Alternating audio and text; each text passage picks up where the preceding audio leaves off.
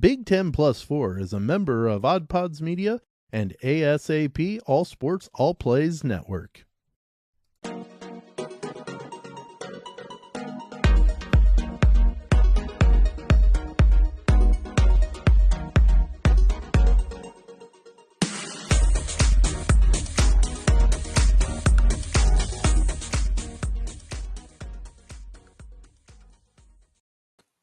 Welcome into Big Ten Plus 4. I'm Dalton Shetler with an inquisitive, a skeptical. What was that, Sam? The one eyebrow raise. You kind of have a Dwayne Johnson look going on. That's what I was going for. The Rock. Get the people's brow. Wasn't it the people's brow? Well, I know you used the people's elbow, so that could be part correct. of the theme. He was the people's champ, and so I think it was everything. So this was the people's eyebrow. That's pretty good. Pretty good way to start things off here for Big Ten Plus 4. A little rocky. If you're new to the show, of course, as Sam says, shame on you. But this is college sports with a Midwest perspective, blue collar and blue blood. And of course, we're adding in a few more blue bloods in UCLA and USC, which we're going to have to talk about the imaging of the show. What was that? I said yes. But yeah, you're right. I think we're going to have to rename ourselves. Things got a little bit more complicated with the addition of USC and UCLA. This when we named the show, obviously. Yeah. Obviously, if there was smoke, we didn't see it. Right. Not at all. But nonetheless, as we continue to move forward, we're starting to get closer to August, where we're going to be talking a lot of Big Ten football, gearing up for that. The Big Ten Media Days happen next week. But what's interesting, too, we start off by talking a little bit of USC, UCLA. Now, we've talked about that the last couple of weeks, but over the weekend, which I was gone. I completely unplugged from my phone, but I did see that the Pac-12 and Big 12 ended talks officially on trying to merge. So in this conference realignment carousel, those two will not merge together, which seemed to be maybe a very plausible idea. But in the end, when you hear from some of the reports and some of the sources, it sounds like ultimately, as we talked last week, Sam, about that you have to move the needle in terms of revenue to make any of these conference additions at this point. Merging those two didn't move the ticker, and so now we sit. Well, and it didn't, like you said, it just didn't make sense for them. Like the deals they were going to get weren't going to be like, wow, you added the Pac-12 or wow, you added the Big 12, because they're shells of what they used to be, so they're not going to drive the needle anywhere. And so, yeah, I get it. I mean, you're not making a conference just for the sake of making a conference, Mm-hmm. And yeah. So now some of the question becomes, I mean, we've seen the Big 12 go out and add some members in with Cincinnati, UCF, Houston, all joining the Big 12 down the road. Does the Pac-12 try to add some more teams into their conference, regardless of whether it moves the needle or not? Do you, just because maybe you want to expand your footprint because you don't have that many teams? Like when we were talking about the mega conferences with the SEC and Big 10, one of the big things to keep in mind, too, is adding new states into your footprint, adding different markets. If you have that few of members like the Pac-12 does now, maybe you want to put an emphasis on trying to expand that footprint, just because it's about half of the members that the Big Ten and the SEC have going forward. So it'll be interesting to see who they add if they do. San Diego State sitting out there. I mean, there's a couple of options for the Pac-12. It's adding a portion of the state, but it's not adding a new state. Correct. You're not wrong. But that's one of the better athletic programs. I mean, it's possible. They've been good in both football and basketball, at least to some extent in the past. So, but we talked about the only one that really exists now out there that could move the needle would be Notre Dame right now. So like what would be the benefit? I mean, just to add states, like you look at the Pac-10 at the time, Pac-10, last expansion they made, they went into Colorado and Utah. Before that, they were in Oregon, Washington, and California and Arizona. Like that was that was it. So they expanded into new states. Now you're losing 2 out of California, but that doesn't necessarily to me say that you're going to need to add somebody from California to replace them. But unless you're talking adding Notre Dame to the Pac-12, I don't know that there's anybody that really jumps out to me as a team that should, or teams or schools that should jump into that conference. Which Notre Dame would never do. Like if Notre Dame's going to join a conference, it's going to be a big boy. Yeah. But so it'll be kind of interesting just to see how they handle this, because remember too, you have a commissioner out there in the Pac-12 who's fairly new in George Kliavkoff and didn't really come up through the athletics background. Mm-hmm. He's got a different background. He was a unique hire. What was that? My speaker's struggling with you, Sam. Keep talking. He's an entertainment background, didn't he? Isn't that what his background is? Yeah, I believe, and let me look up just so we make sure we have this right, but I believe he was even with some sports gaming type of stuff prior to. So we'll look to confirm that. But you have somebody who's really a unique position that is going to try and have to wade these waters. Yeah, he was at MGM. Just wanted to confirm that. But how do you handle this? Because you're down to 10 members right now. You've had other schools tap on people's shoulders saying they kind of want to jump into the mega conference pile if they can make room for them. I mean, this will be really interesting. So the fact that they couldn't partner with the Big 12, it'll be fascinating to see what the next move is for Kliavkoff in the Pac-12.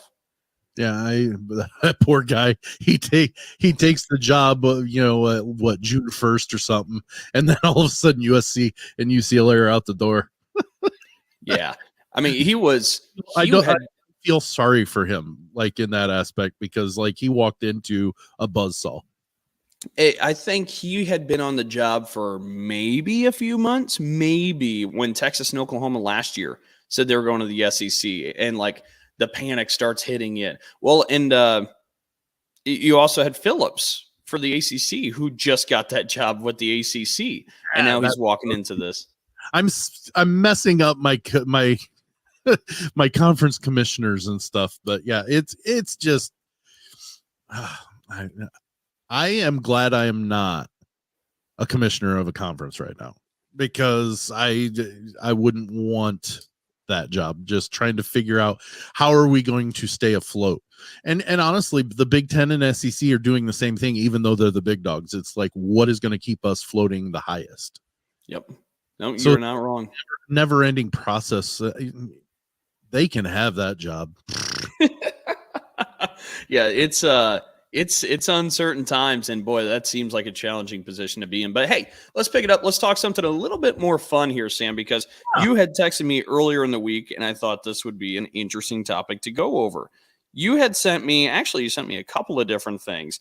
One is a bit more fun. One's a bit more serious and talks a little bit about some of the things we've been talking about. I'll let you pick first. You want to go fun or a little more serious?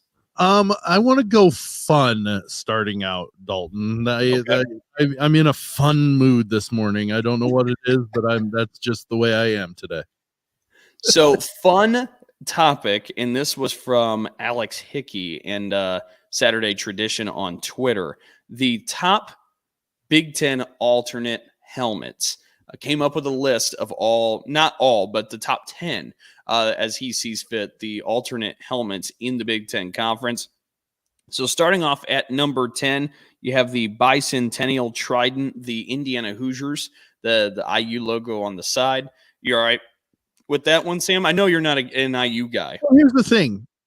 I would say on my top 10 list, IU would show up, but I do not like that trident look. I just don't. And I'm getting ready to share this on the video, the clip or the picture of this, but I'm just not a fan of that trident. So no, I'm gonna say nay. Okay. On the trident. Well, and I have some thoughts too, as I'll continue to let you get that up there. Appreciate you getting the video or the pictures around here, Sam. Well, you'd like to think that I'm doing it quickly, but I thought of it as you said something about it. So it's taken a second, because you know how technology is. Absolutely. But it hasn't even made it to my inbox yet. I had to email it to myself. But for Indiana actually appears on this list a few different times, 3 different times, which kind of surprised me. And yeah, well, Purdue's on here twice. Michigan State's best one isn't even on it.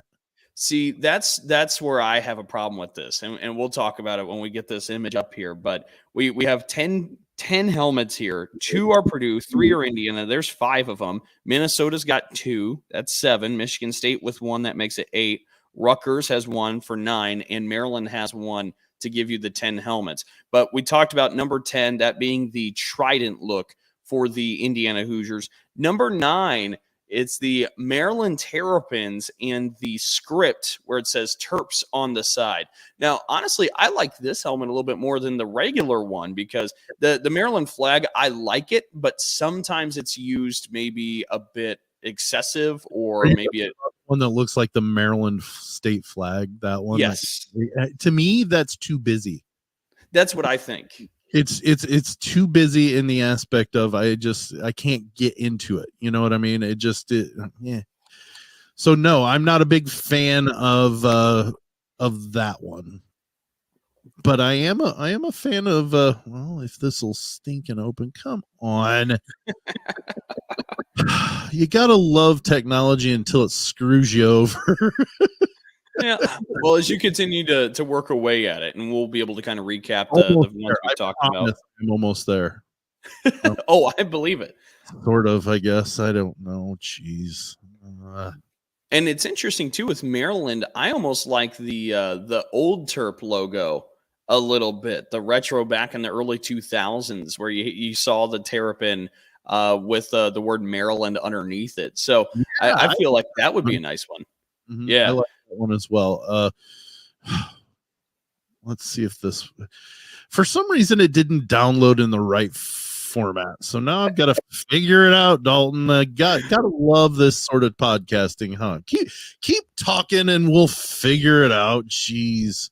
Well, and I tell you what, Sam, while you work on that, why don't we segue over to the other story that we were talking about a moment ago? We'll get back to the fun. We'll get back to the party in just a moment. We'll come back to the fun. Just I'll effort while we're talking about the other one. Yeah. So Sam will go to work on our fun idea, but the other one that we wanted to talk about a little bit, and Sam had brought it up, Notre Dame, because when we're talking about the conferences, Notre Dame is the big chip still on the table for college football conferences or just college conferences in general. But Notre Dame, and of course, you know the history, they've had their own deal with NBC where it's gone back forever. And before all games were televised, Notre Dame was always televised with NBC. And they had this massive deal that allowed them to stay independent, and it was Notre Dame football. Well, as the world's quickly evolving and changing, and now you have all these different conference TV networks and everything else that televises everything. I mean, we've seen the landscape really kind of flip on its head, and the idea of just having all your home games televised maybe isn't as valuable as it used to be because everybody has that nowadays in college football. But what's really interesting about Notre Dame, of course, we talk about that they're a big player. They could make well over $100-some million. I would probably say you're closer to 150, maybe even north of that, because USC and UCLA, with their addition in the Big Ten Conference, they're expecting over $100 million now joining the Big Ten. Yeah. If Notre Dame were to join the Big Ten Conference, that number would spike upwards. And what Notre Dame wants right now, because Notre Dame has always, it's part of the allure, right? They're independent. They also get to control their schedule. They sure like to know that they're independent too. That's what I mean. It's part of the Notre Dame brand. It's part of the allure, the mystique of Notre Dame. And they have a legacy media partner that exclusively streams their games. So, right. I mean, it's been a no-brainer forever. But now as the jackpots are getting so big in the Big Ten and the SEC, it's well more than what Notre Dame's getting with NBC. And so Notre Dame, it's been reported here in this last week, they're wanting $75 million from NBC annually to keep going that way. If NBC comes well under that, we might finally see Notre Dame join a conference. And more than likely, signs would point that it would be the Big Ten. I hope, I hope NBC comes in and says, "Yeah, we can kick in some more. We'll give you 20." And because here's the thing, I'm not a Notre Dame football fan in any way, shape, or form. I don't hide that in any way, but I'm not silly enough to think that they're not somebody that drives the needle. Mm-hmm. And they're good. College football is better. I've said this about USC. I've said this about Michigan when they were any blue blood, any historically great school that excuse me, when they're good, football's better. Like the college football world is just a better world to be a part of, and they're gonna be on the outside looking in if they stay independent. I don't see honestly any way that a college football playoff is going to look at them and say, you know what, we're going to give you still that. If you're good enough, you're going to make it in. No, you need to have a college or a conference alignment. And I think that I think it's heading that way, especially if they go to super conferences. Why would Notre Dame have any allure at all? Because the best they've done in the past, since 1988 is they've made the college playoff twice, basically the BCS championship and then the college playoff once. Yes. Well, the college playoff twice and a BCS championship once. So 3 times since 1988. Yes. That makes it about this much better, Dalton. So you made Notre Dame look that much better. Well, and to be fair, and you'll continue your point in just a second. That's all in the last 10 years that Notre Dame's made a BCS championship game and the playoff twice. Because, like we say, from '88, and there was a death period from '88 to 2012. And what really shows you how valuable Notre Dame is, even during the Bob Davie, the Tyrone Willingham, the Charlie Wise eras, just where Notre Dame football wasn't Notre Dame football, it still was a moneymaker. It still had insane interest. So that shows that even when Notre Dame isn't playing as well as it has in the last decade, it's still worth the money. But continue on. Well, and my whole thing on that one is when you see, and it's time for some self inner exploration here for Notre Dame. What have we done since 1988? And literally, you just said only in the last 10 years have they done something, and it's only 3 times. They haven't been, competing like Alabama or even Georgia for this. I mean, Georgia won their first national title in 42 years. Mm-hmm. They'd been relevant, and they'd been in the playoff, and they'd been, playing Alabama every year in the championship, SEC championship, to try to get to the playoff. Whatever it was, they've been relevant and competitive to get to that point. Notre Dame hasn't. And if you're not in a conference where you can kind of stack yourself up, yeah, great. You get to make your own schedule. But likelihood is you're going to be on the outside looking in yet again, because you're too stubborn to say, okay, we're just going to join a conference.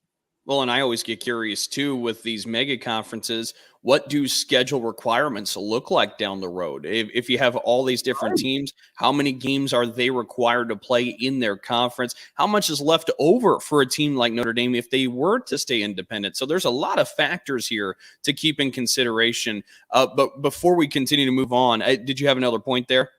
I was just going to say that these conferences are getting big enough. They may require their whole schedule to be a conference schedule. I mean, you're getting to that point.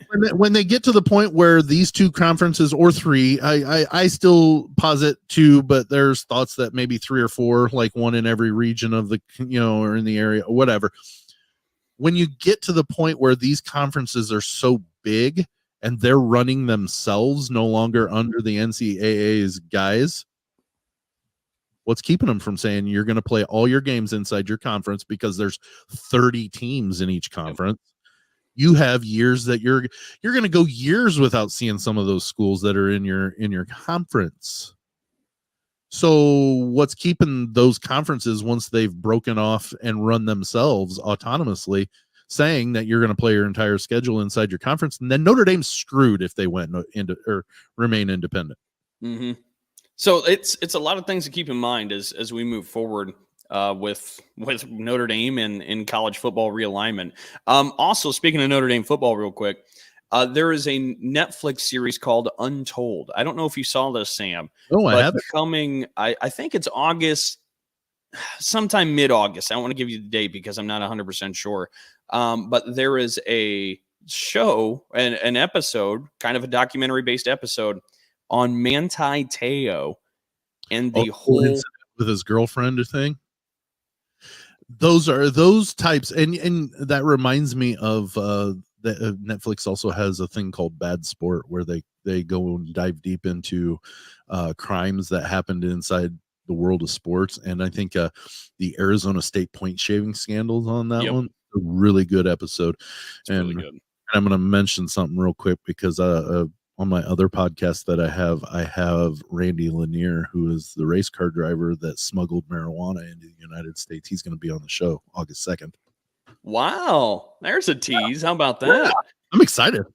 But and should be starting to check out. But that Manti Te'o thing, I saw that, and that stopped me in my tracks because I remember 10 years ago, Notre Dame's finally getting back to the peak of the mountaintop, and they have this guy, a defensive player, a linebacker, who's a Heisman Trophy finalist, and most influential or like noticeable guy since like Chris Zorich, like that happy-go-lucky type, awesome player, and then just kind of Chris Zorich was awesome. I loved him, even though he went to Notre Dame, I loved him. Manti Te'o was kind of the same way. Mm-hmm. I think face of the program. Love, hate Notre Dame, whatever. That's something you need to watch because I'm curious on more of the story because I feel like we never really got a resolution in real time when all that was going down. So that's something to look out for on the topic of Notre Dame football. If anybody's curious about what we're pointing at, Manti Te'o, like you said, Heisman Trophy candidate, face of the team, big time linebacker, had a girlfriend. Turns out she was fake.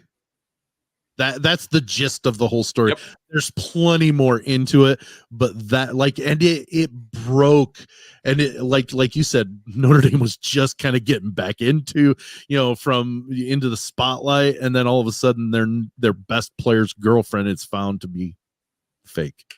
And from what you could tell at the moment, it sounds like Te'o was surprised to find out like Te'o believed he had an actual relationship. So this should be a wild documentary episode, Untold on Netflix. We should check that out. We'll have to mark it down to check it out a little bit there because that's some interesting stuff. And like I said, I don't want to try to make light of people. And look at me being the producer for getting the band about top. I don't mind. I don't want to make fun of people, but that's a mind blowing. I hate Notre Dame, but I don't want that.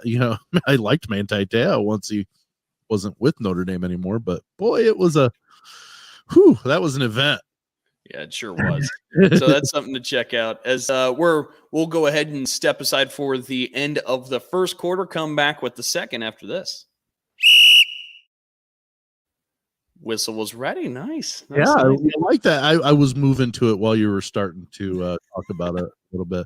So I finally got it. It's not perfect because I didn't. What the heck? There we go.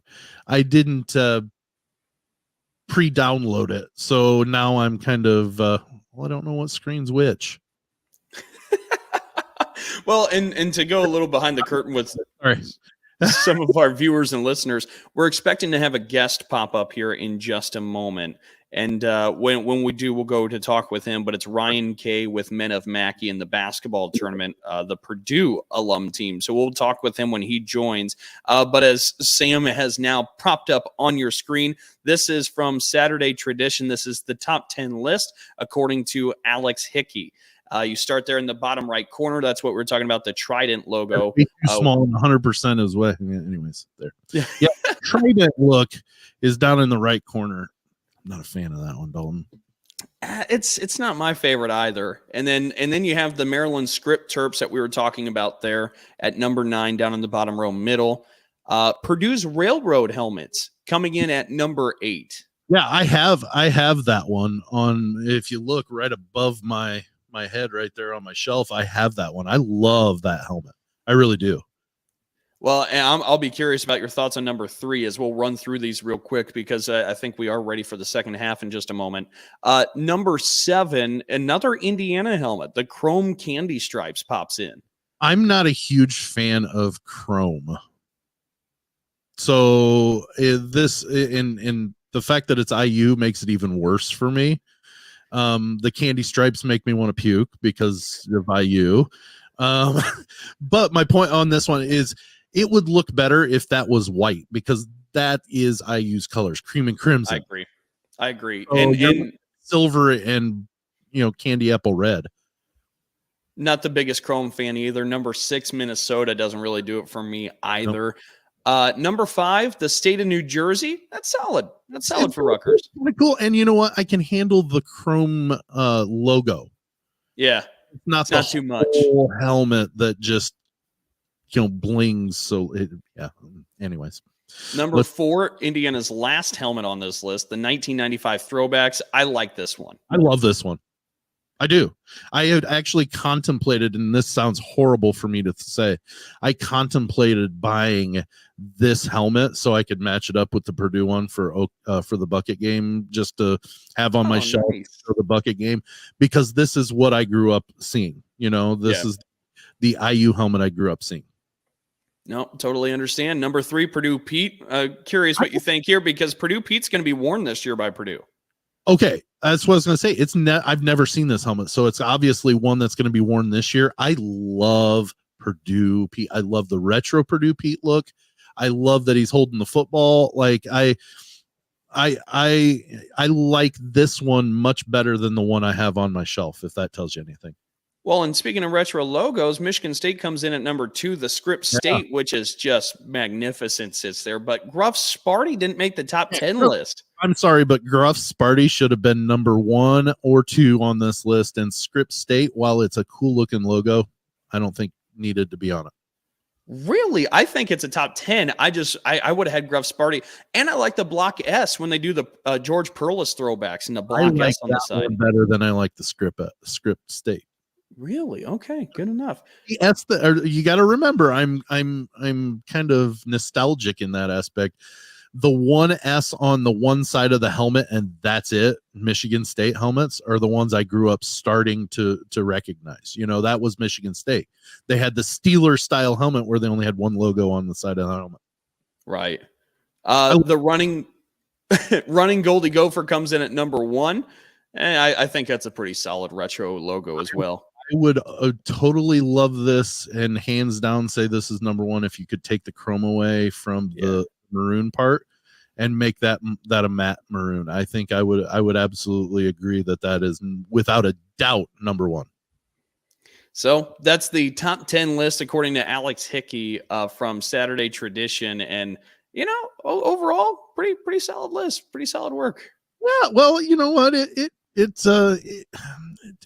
IU didn't need to be on there 3 times. You honestly could have taken from candy stripes and the Trident and put in, I don't know, Gruff Sparty. Like only one of the best logos that we've got in the Big Ten history is old Purdue Pete and Gruff Sparty. Those are the 2 to me that are absolutely just money.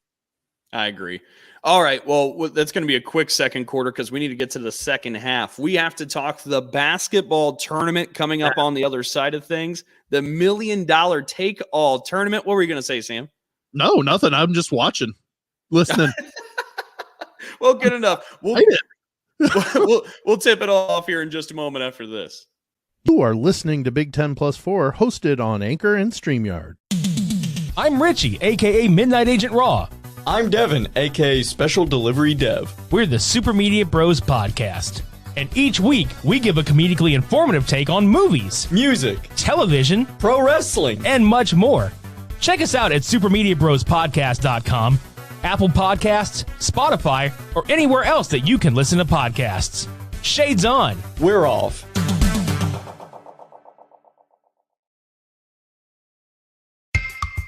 Hi, I'm Sam. I'm Richie. I'm Little Matt. And here in the 500 Section Lounge, we are 3 dads who host a family-friendly weekly podcast. Yep, we laugh, we go on tangents, we talk to great guests. Tangents. I don't know what you're talking about with that. Their gas is leaking. All right. Okay. Yeah, we have legendary conversations from sports to history and everything in between. So be on the lookout for what we do next. And always be there to Grab a listen.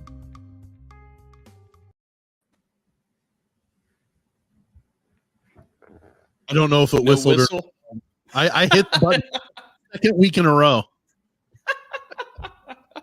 Good enough. We'll move on here with the second half here on Big Ten Plus 4. And as you can see on the screen, if you're joining us on the visual medium, Ryan Kay, GM and founder of Men of Mackey in the basketball tournament. The Purdue alum team has joined us. Ryan, thank you so much for making the time, man. Yeah, thanks for having me on, guys. I'm excited to join you. Well, and if you don't know about the basketball tournament, it's in its about 7th year. It's ran since I think 2014, but it's the 9th. Yes, this will be the 9th season. Wow. Yep. 9th season. It's the $1 million winner-take-all tournament where all these teams get together, play. And it was really the originating major platform of the Elam ending that you've seen now spread out to the NBA All-Star Game, overtime for NBA Summer Games, so on and so forth. But usually there's been a lot of Big Ten influence. There's been Carmen's Crew, the Ohio State group. There's been a lot of good Big Ten teams involved, but I think Purdue is the only official alum team in this year's TBT. So we had to talk with Ryan Kay and hear about the Boilermakers. Before we kind of talk a little bit about this tournament as a whole, I want to ask a little bit about you, Ryan, because I was looking at your bio, and of course, you being the GM and founder of this team, it said you're a Purdue alum. When did you graduate from Purdue, and how did you get there? Yeah, so I graduated from Purdue in 2009 from the Cranert Business School. How did I get there? Lifelong Purdue fan. My dad is a Purdue engineering grad, so there really wasn't any other choice for me. My parents said that they would help me pay with school if I went to Purdue, and they would not help me pay if I went to IU. So those are strong, good parents right there, Ryan. That was not a baseless threat. I knew that was legit, but no. So I graduated in 2009. And I coached basketball for the middle school and high school right next to Mackey Arena. There's a school called Westside, 2 blocks away, and coached there. And so I played basketball in high school, but that was kind of the end of my playing days. So always knew I wanted to get involved in sports. And I kind of look at this as the intersection for me of sports and business, because what a lot of people don't realize is there's a lot of business stuff that goes on behind the scenes, fundraising, logistical stuff. We're trying to get a regional site next year at Mackey Arena. So that there's a lot of business involved in that. So anyway, I'm rambling here a little bit, but I graduated in 2009. I came back, I moved to Fort Wayne, where I'm from, and got really involved with the Purdue Alumni Club here in town. And then kind of, that evolved into a position on the National Purdue Alumni Board, which I sit on now as the chairman of finance down on campus. So. Well, and I'll ask a follow-up. Sorry, Sam. I was trying to see. Well, we're in Fort Wayne because we both grew up just north of Fort Wayne. We went to Eastside High School. What high school were you? So I went to Blackhawk Christian High School, which is on kind of the northeast side. My office is actually north of town in Kendallville. So you're probably familiar with Kendallville. I used to be Noble. Yeah. So yeah.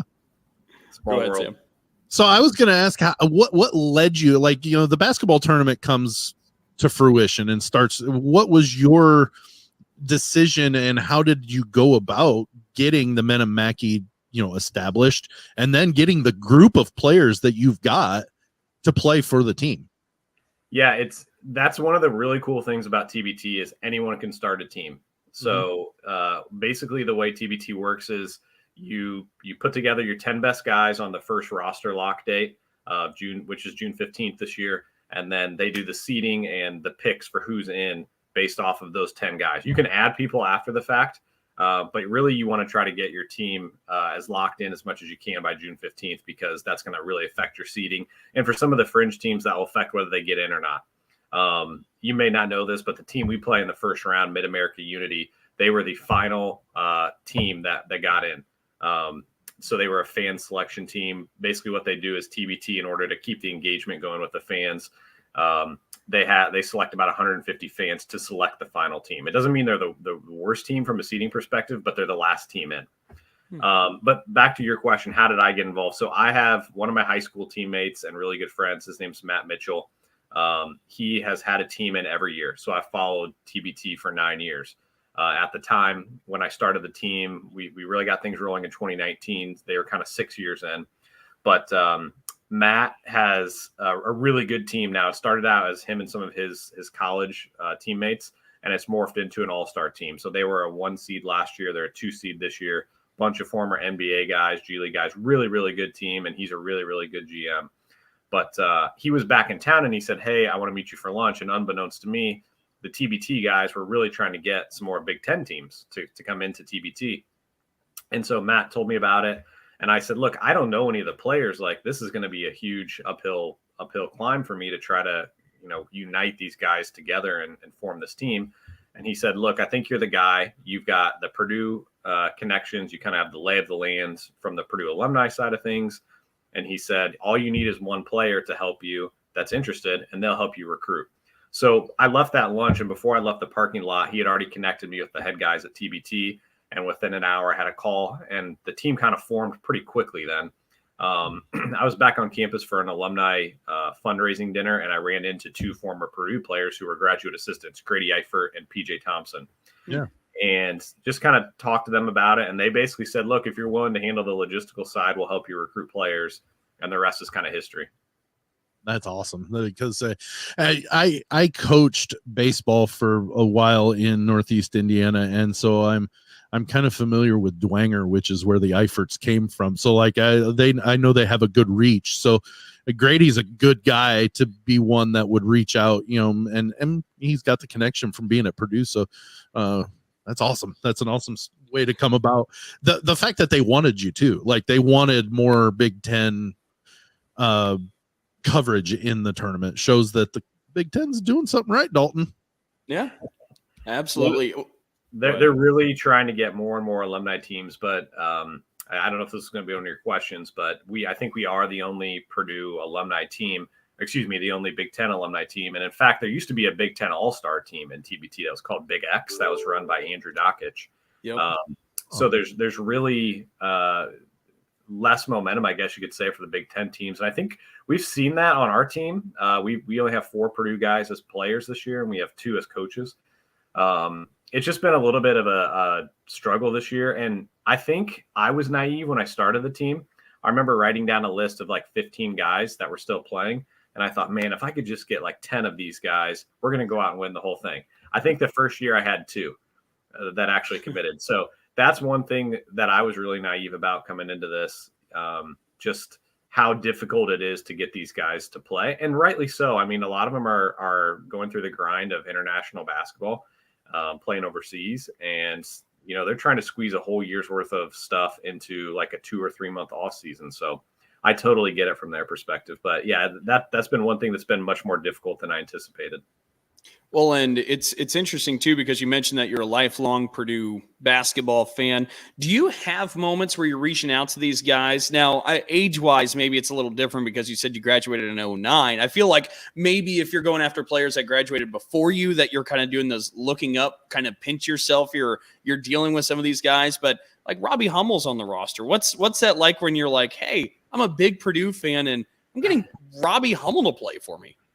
Yeah, no, that the first year especially, there was a lot of that. Just, again, I had no connection to the Purdue players other than I've watched them, on TV every year, and met a few of them here or there at golf outings and stuff, but wouldn't say I knew any of them, right? So yeah, that first year, like I'm texting guys and I'm like, why am I texting Robbie Hummel right now? Like, so yeah. Like, for another thing, you get to know these guys, and like I'm playing golf with Robbie Hummel tomorrow. It's like, why am I on the golf course with Robbie Hummel? And I would say the bigger kind of pinch me moment was our first year we played in a bubble in 2020 in Columbus, Ohio, and it was the first organized basketball back from the pandemic. And I'll never forget, like we had so many things that had to go right for us to even get on the floor, right? We had 5 players that were committed to us that had to back out because they couldn't commit to the bubble for scheduling reasons. We had 2 guys test positive for COVID beforehand. We got on site, and TBT did a really good job of the way they kind of quarantined guys. So we got on site, we each went and got a test, and then we each went to our own hotel room so that there was no cross contamination. Everyone had to get their test back, and this is early on in the testing stage, right? So the way it worked was you would do a spit test or saliva test, and then TBT would have to take that specimen and send it to the East Coast for testing. Mm-hmm. So they expected like a 12-hour turnaround. Some guys were in their hotel for 36 hours waiting for the test. And then we had one guy on our team test positive, and he had to basically stay in his hotel for 14 days in quarantine. But the good thing about that was because we all abided by the rules and we didn't come out of our hotel rooms for 24 to 36 hours, we were able to continue to move forward and actually play. But yeah, I mean, so the pinch me moment there was just so many things that I felt like went wrong. And you just kept waiting for the hammer to drop, like, okay, we're not going to get out there on the court. But when that ball tipped, you're sitting in an empty Nationwide arena. I just kind of remember looking to my left and looking to my right as Isaac Haas tips the ball. Like, why am I here? Like, this is just it was a really cool moment. Well, and it's important, I think, contextually to note that at that time, the NBA had already hit the pause button on their play. Like, the sports world was kind of in a tizzy. They were dizzying, trying to figure out how you maneuver with COVID-19. And the basketball tournament, out of all these organizations, really was the leader in sports in how to manage the COVID-19 waters. But you also brought up Isaac Haas there for a moment. Explain to the folks, how big is he in person? Because that person, like, a lot of things I do, I'm up in mid-Michigan at Michigan State. He looks just like the Spartan statue. Like, he looks like that size. Before you answer that, Dalton has said on the record that there are two people that he is physically afraid of. One's Kofi Coburn and one's Isaac Haas. Yeah.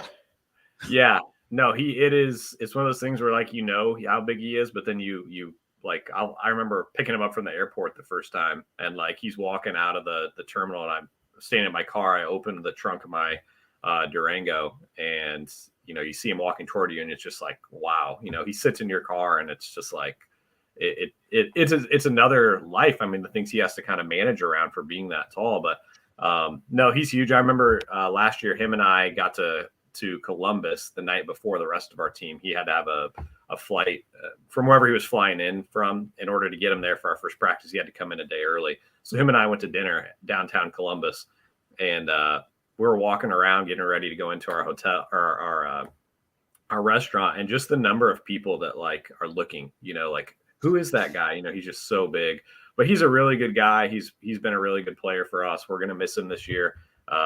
He had some other commitments this summer, but yeah, it's another world. I'm a financial planner in wealth management, and I don't see 7'2" guys on a daily basis. So. Well, most people don't. So that's, obviously it wasn't that they were necessarily recognizing Isaac Haas. It was, good Lord, that gentleman is tall. Yeah. That gargantuan view. Yes. Yeah. I remember we were warming up in the Cavelli Center, which is the Columbus, Ohio, the Ohio State volleyball and wrestling arena, which is where our games were last year. And he took his shoes off, his like street shoes, and changed into his basketball shoes, and they were setting right by the bench. And I just went over and like put my foot right next to one of his shoes, and it was like half the size. I mean, yeah, I think Seth Greenberg calls him a mountain masquerading as a man. Yeah. From Dalton's explanation, from his trepidation and being scared that if he made him mad he was going to die, that probably sounds pretty accurate, right, Dalton? Yeah, that's 100% accurate. Hey, I do want to ask you about two other guys that you do have on this year's team, because it's interesting. You mentioned you only got 4 Purdue alums on this year's roster, but you do have another Big Ten player in John Hara, who really was the blue-collar face poster child the last couple of years of Big Ten basketball. How do you link up with John Hara from Penn State? Yeah, so actually, there's a guy who runs another podcast who's actually a current Purdue student. And somehow him and I connected. I think he was maybe going to do some media for us last summer. That kind of fell through, but we've gone from like messaging each other on Instagram or Twitter to we had exchanged numbers. And he sent me a text for another guy that we added that was on his podcast. And he said, let me know if you want me to introduce you to anyone else I've had on my podcast. Here's a list of like 20 guys that he thought would be a good fit for us. And I said, well, actually, I'm kind of waiting to see if Isaac's going to play. If he doesn't, we're going to need another big guy. And I said, could you introduce me to John Harrar? And yeah, I mean, the rest is kind of history. We're really, really excited about John. I think he is one of the most underestimated, underappreciated Big Ten players in a while. I mean, the dude averaged a double-double last year in the Big Ten. I don't feel like very many people know that. We love his work ethic. And just one kind of funny anecdote with John. I said, hey, we have you're going to be our last roster ad. We have a very specific set of skills that we're looking for. We need a big guy, right? We want a bulldozer, a rebound. And I said, now, are you going to be looking to try to demonstrate some skills like shooting and stuff? And he kind of laughed and he goes, man, I don't want to shoot threes. That keeps me too far away from the glass. I want to be down there getting offensive rebounds. So, so that's the type of, bulldog mentality that we were really looking for. So yeah, we're really excited about John. I think he's going to be big for us. When you hear that, you put it on mute and you go, yeah! What you want to hear. Yeah, trying to act professional. Yeah, right. One of the other guys I wanted to ask about too, this one doesn't have necessarily the Big Ten influence, but Kyle Mangus, he played at Indiana Wesleyan last few years, was a dynamite player, went to, I think, Warsaw High. But I remember because I played in the Crossroads League at Goshen College, NAIA ball, and called some high school games around the area. And Kyle was coming up through Warsaw at the time. And you kind of saw it right then, like, oh, this guy's a little bit special. And then you saw what he did at IWU, and you're like, whoa, he's a really elite scorer. I mean, he's an elite player. How did you link up with Kyle Mangus, and how does he fit in? So I've been a Kyle Mangus fan for a long time, living here in Fort Wayne. You see a lot of news stories, newspaper articles about Kyle. So I've followed him a lot, but especially his senior year. And how did I link up with him? I'm trying to remember. I think it might have just been a message I sent to him on Twitter or Instagram, just saying, hey, I like your game. We may have a spot. We're kind of looking for this type of specific set of skills. Would you be interested? And then my wife and I were taking our kids down to Florida for spring break, and he just called me. We kind of hit it off, but yeah, I'm a huge fan of Kyle Mangus, 4-time All-American. I mean, that's incredible. Freshman, sophomore, junior, senior, All-American every year, increase the scoring average every year. The other thing I really like about Kyle is he rebounds. So we were looking for a wing that not only could score, but also was willing to rebound and get in there and mix it up a little bit. So no, incredible shooter, incredible human being and teammate. He just finished his first year in the Czech Republic, and he was an all-star in his first year. So I think Kyle's stock is on the up and up. And, he didn't really get much of a chance to demonstrate his game last year for us. The first game, the matchups just kind of were a little different, so he didn't get a ton of playing time. And then he had a Pacers workout for our second game, so he didn't get to play in the second game. So I'm really excited for him to have the opportunity to kind of showcase to our fans and, the Big Ten and obviously his fans and his followers what he can do in the TBT. The one that I noticed, and I'm from Northeast Indiana, went to IPFW at the time when I graduated with my undergrad, but Frank Gaines jumped out for me because when he was at IPFW back then, and when it was IPFW, he was he is a fabulous point guard that can score on top of it. And was it your exposure to him being in Fort Wayne that kind of gave you that, hey, we need to maybe talk to Frank about coming on? Yeah, so Frank played for us the first 2 years. He's not playing this year for us. Oh, he's not. Okay. He's not. But no, we do have another Purdue Fort Wayne alum that I'm really excited. I can tell you a little bit about him. But yeah, so that connection was there as I've gotten to know the IPFW coach or the Purdue Fort Wayne. I'll always say IPFW. Yeah. Me too. I graduated from there. Yeah. John Kaufman. And so he kind of connected me with several guys. We really want, again, like the thing I want our fans to understand is when I started this team as a lifelong Purdue fan, I still wanted to be as many Purdue players as we can get. Sure. So we take some flack for that on social media. I think the first year when we only had 5 Purdue guys, people said, this is not the Men of Mackey, it's the men who've heard about Mackey. But we're trying to get as many Purdue guys as we can. So I also wanted to try to incorporate the Purdue Fort Wayne program if we could, because there's been some really, really good players come through there. Frank Gaines, as you mentioned. No, Frank was good for us. He's taken this summer off, but we're excited to add Louis Jacobo. He's a 6'5" kind of shooting guard. He plays down in the Dominican right now. I'll be picking him up tonight from the airport, but he just finished his season there, and he was runner up in the 3-point contest down there. So a lot of people probably don't understand how competitive the Dominican League is, especially in the summer, because what you'll see is guys that are playing overseas in, Europe or China or Asia. In the summer, if they want to make some more money, they can go down to the Dominican. So there's some really, really high-level basketball down there, and he's really thrived. So really excited to have Lewis. Another thing that I wanted to make sure we had when I started the team was just good guys. There's a lot that goes into this for potentially one game, right? It's you lose and you go home. So I wanted to enjoy the experience, and I wanted to do it with good humans. And I feel like Lewis is just a really good guy as I've gotten to know him. Well, Ryan, I think we got a couple more questions before we get you out of here. One, I'm going to shift over from personnel to ask about the Elam ending. Talked with Nick Elam, talked with John Mugar. Everybody loves it. They're still kind of tweaking it a little bit, but everybody seems to love it.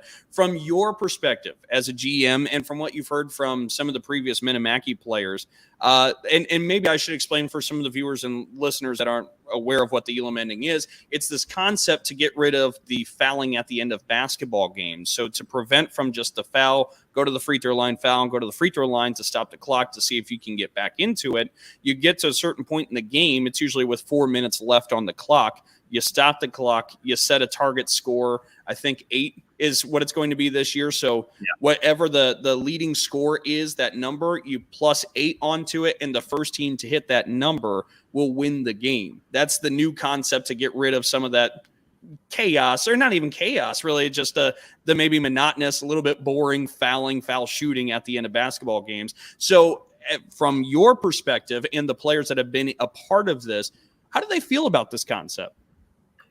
I think I can speak for them and myself, but we really like it. I think if you ask the average person in TBT, they would say they love it for TBT. They love it for like an all-star game, but they don't necessarily feel that college basketball, for example, should go to it. But yeah, I mean, the one interesting thing about it is you really have to game plan differently. So you saw, I don't know if you were watching any of the games last night, but there was a team that was up 1, and there was like, I think that they were up 3, another team scored. So they went up 1, they're taking the ball out, and it was like 4 minutes and 10 seconds.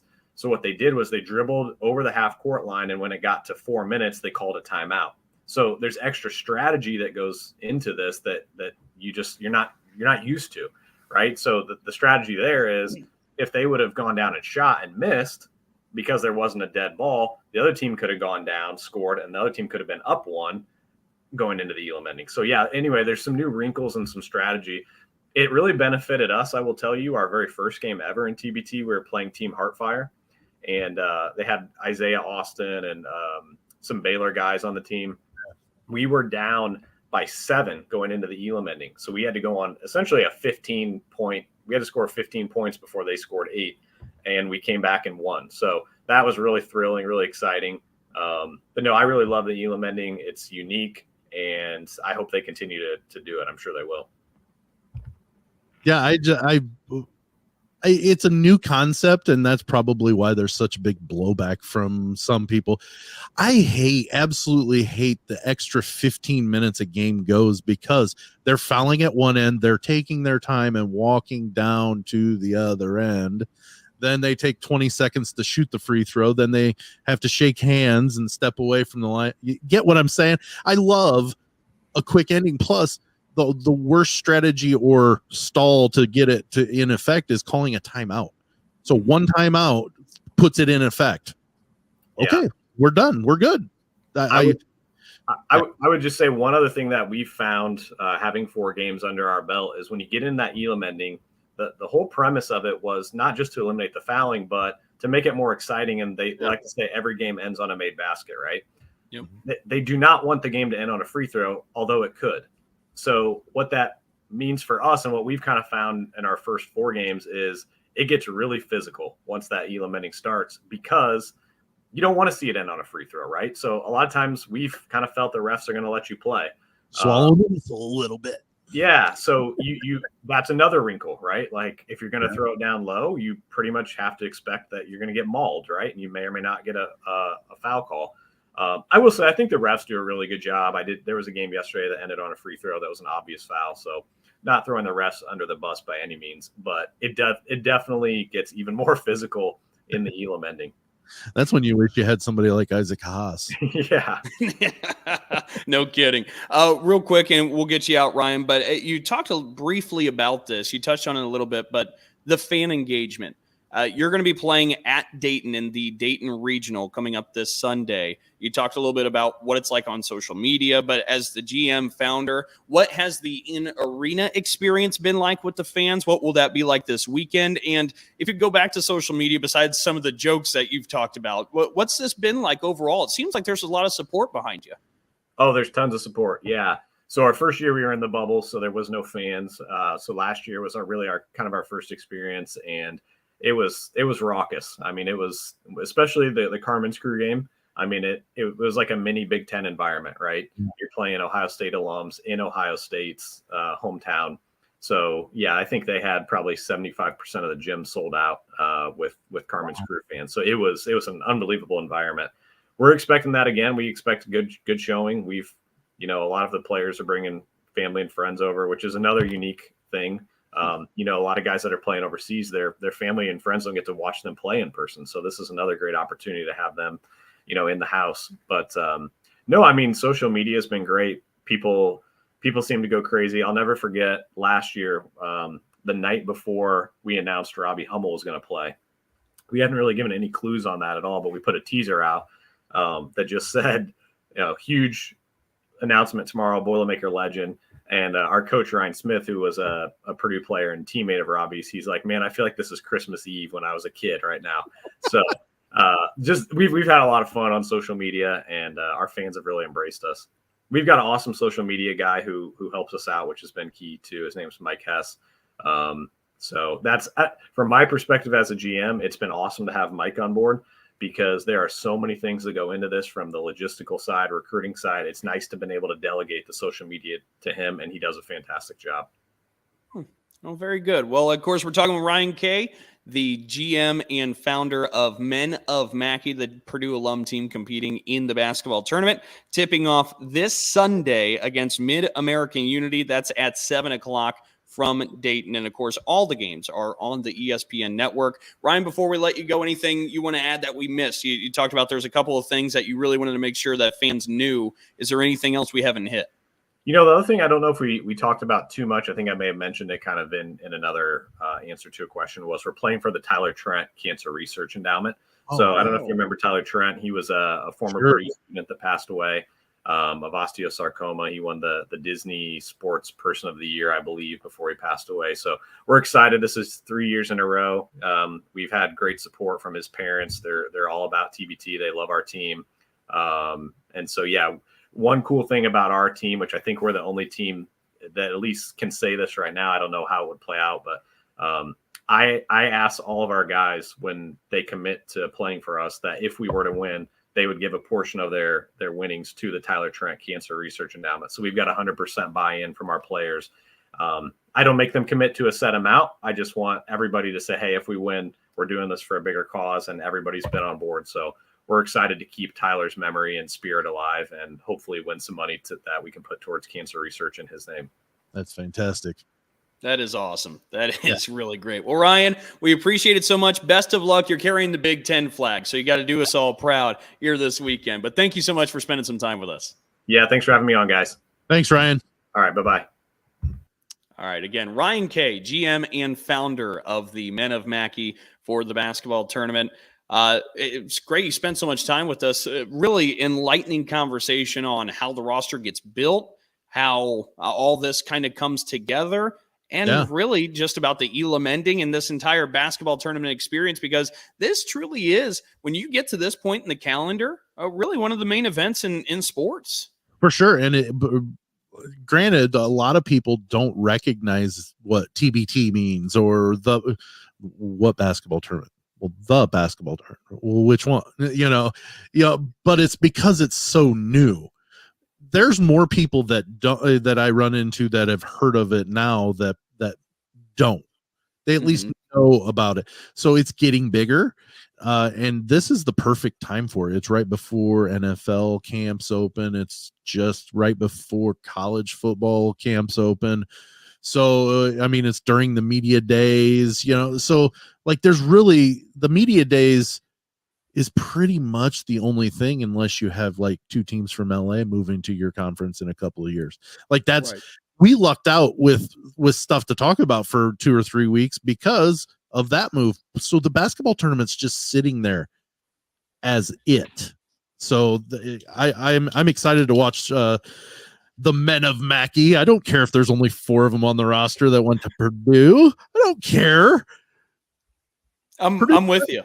Purdue's represented in the basketball tournament, and that's all that matters. I'm with it. Glenn Robinson, but then I realized Glenn Robinson's like 45 and probably not in the best basketball shape for this type of tournament. Maybe could probably still ball though. I mean, that's sure he could still stroke it. I'm just thinking he wasn't really strong on the defensive side in the first place when he was younger. I can't imagine what his defense is like now. Yeah, fair enough. Well, let's go ahead and move to the fourth quarter. Fourth quarter. It works this time. There you go. This is the part. I hit the button. I hit the button. I believe you. We don't even need to pull back security footage. We're good. That's frustrating, Dalton. I worked hard. I know. So this is the part of the show where we pull out our headlines, something that popped out to us. And so we'll go ahead and start off with Sam Sprunger and the Sam Sentinel. Well, mine is a sad in tone a little bit, Dalton. I'm a little bit sad because the Major League Baseball All-Star game was played this week, and Wilson Contreras, starting catcher for the NL. A big story about him was his brother, William, was also an All-Star. So it was the first time that two brothers had been in the starting lineup since 1993 when Sandy Alomar Jr. and Roberto Alomar were in the same starting lineup for the All-Star game. Wow. Not what I'm getting the sadness about. It's sad because this will more than likely be the last All-Star game that I see Wilson Contreras as a Chicago Cub. Which, other than David Ross, who is now the manager of the team, Wilson's the last connection to the 2016 World Champions team that beat the Indians in Game 7 of the World Series on a cold, or actually it was an extremely warm but rainy night in November back in 2016. Wilson, I can remember his first game when he was called up. It was Father's Day against the Pirates, I believe. Yes, Pirates. And he hit a home run in his first at bat, dead center. And I thought, oh, this is going to be nice.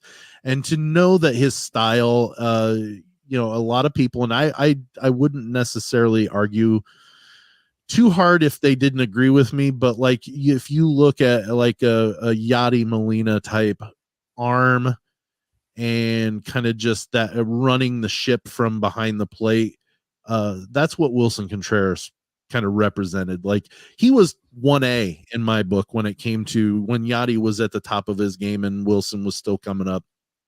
You had Yadi and then Wilson right behind. And when he's playing for your team, you absolutely love him because you know he's a competitor. He might not always run it out to first base when it's obvious he's not going to beat it out or whatever, but just an incredible piece to that World Series championship team that he's the last remaining one from that team. And the writing on the wall pretty much kind of shows that he's probably not going to be there come next year. And it's a sad day. But you know what, Wilson, thank you so much for everything you provided us as Cubs fans, and best of luck with your history. And he hasn't been traded yet. I just fully anticipate within the next week he will be. So, yeah, kind of sad. So that's the same. Sorry to bring it down such a down note, but that's what happens. It closes out a chapter. No, it's a nice little farewell piece from you, Sam. Yeah. I don't know if you noticed, I was playing around with my gadgets for a moment there because I was trying to figure out just how many days it's been for this next piece, which is going to be the Dalton Daily. It was reported in the news recently that Duke and Arizona have agreed to a home and home in college basketball, where they're going to go travel and play each other at each other's places. That will, from when this show just comes out Friday, it is 4,976 days since Duke last played a non-conference road game voluntarily. So no Big Ten ACC challenge because you're forced to play. Right. The last time that Duke voluntarily played a non-conference road game, you have to go back to December 6th, 2008, when they made the trip to Ann Arbor. That game at Michigan in 2008 is the last non-conference voluntary road game for the Duke Blue Devils. So you're saying when those magnet schedules or those little pocket schedules come out, the last time it read a major road game was that wasn't neutral site or that they were forced to play. TBD. It didn't say Big Ten ACC challenge. It was just Michigan at. Yep. 2008. You think back to 2008. I mean, I was only married for 3 years at that point. I mean, that's 14 years ago. So Duke's finally going to get back on the road to play a non-conference road game. Come on. They'll play with Arizona here recently, but and so it had a little bit of a Big Ten tie-in with Michigan, but it also made me start to think and wonder a little bit about some of the other Big Ten non-conference games I wish would happen. Look, I believe from what I understand that this is more on the Kentucky side, but Indiana, Kentucky, that's a non-conference home and home that should be happening annually. I mean, we should be having those games. You're saying like on campus, not at a special venue where you can make more money because there's more seats. And I apologize, I'm honing in on your headline, but I agree. That's awesome. Yeah. So we need to start seeing some more home and homes because the made for TV events are fun. I mean, the Champions Classic's great. A lot of these things are great.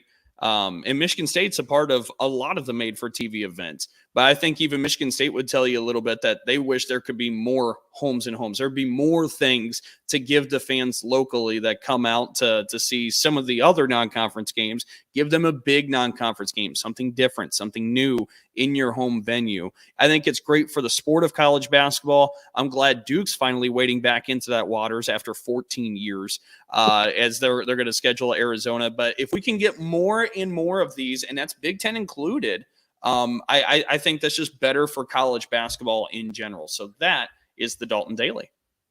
Yeah, there are some matchups that really could, if you made them home and home. Well, like what if Duke and North Carolina played home and home every year? Right. No, but I agree.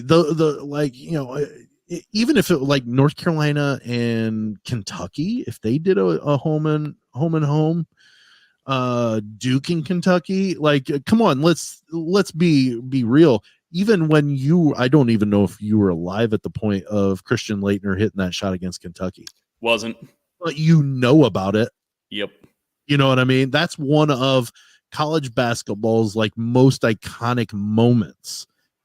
Is Grant Hill throwing the ball to Christian Laettner and him hitting the shot over the outstretched arm of a Kentucky defender to go to the Final Four. Like the Duke, Kentucky home and home would be awesome. And excuse me, we had a couple last year where Gonzaga was playing a couple. Villanova played a couple. UCLA. We had some on-campus games. I just think it'd be best for the sport if we had more of those. Oh, for sure. I mean, in college football, you have like that opening week where they do the kickoff from maybe Atlanta or whatever, an NFL stadium. But for the most part, when you go through the season, the other big non-conference games are at a non-campus stadium. I mean, college football doesn't have this problem nearly as much. And some of it, like what is it, Nebraska and Northwestern that are kicking off from Dublin, Ireland Yeah. this year to start things. Like, I mean, those things are unique, and it's an in-conference thing. They've seen each other's place every single year, but more on-campus games for college basketball would grow the sport even more. So that's kind of the discount. If you think about college football, a lot of their stadiums house more than the pro stadiums, or True. right at. So it doesn't benefit most schools to go to, what was it? Notre Dame and Wisconsin played in Soldier Field last year. Kind of a midway point for the two schools. So I could understand that, but like they could have housed it, gotten more people in Notre Dame Stadium if they played it at Notre Dame. But Wisconsin would have been at a huge a visiting team there. At least at Soldier Field, they had a shot at getting some of the tickets. Right. Well, and again, like some of those things are nice. I'm not super anti-made for TV, like the Champions Classic in basketball. It's a great thing. The aircraft carrier game is going to be a great thing. But you can get a chance to talk about that one. We'll have to talk about that. That's exciting. Yeah, but if you could sprinkle it just feels like the balance is a little bit more tilted in college basketball than it is with college football. I'd like to see that even out where you had more on-campus games. But anyways, that will do it for us here at Big Ten Plus 4. Oh, wag of the finger from Sam. What do we got? You forgot to tell me or to have me talk to people about where to find us. That's right. Take the lead. No problem. That's why I just kept pointing up, like it. Hopefully you'd look up. But at the top of our screen, if you're watching, you can find us at Twitter at Big Ten Plus. Spell out the plus, Dalton. Do not put the plus sign. Spell it out. 4. So Big Ten Plus 4. Big Ten Plus 4 with the plus sign on Facebook. I know it's confusing. It's Twitter's fault. That's what I'm doing with that one. Or you can find us on oddpodsmedia.com along with all the other Odd Pods Media family of shows there. ASAP Network, we stream on their TV channel, their Facebook, their Twitter page, everything every Friday, 8:45 every Friday. And follow them for a bunch of different sports shows. But make sure you watch Big Ten Plus 4, then go watch their other stuff. Whatever. And if they ask, tell them that we gave you the key. That's right. I like it. Oh, shoot. Well, that will do it for us here at Big Ten Plus 4. That's Sam Sprunger over there. I'm Dalton Shuttler, and saying so long. We'll talk to you next time. See you later.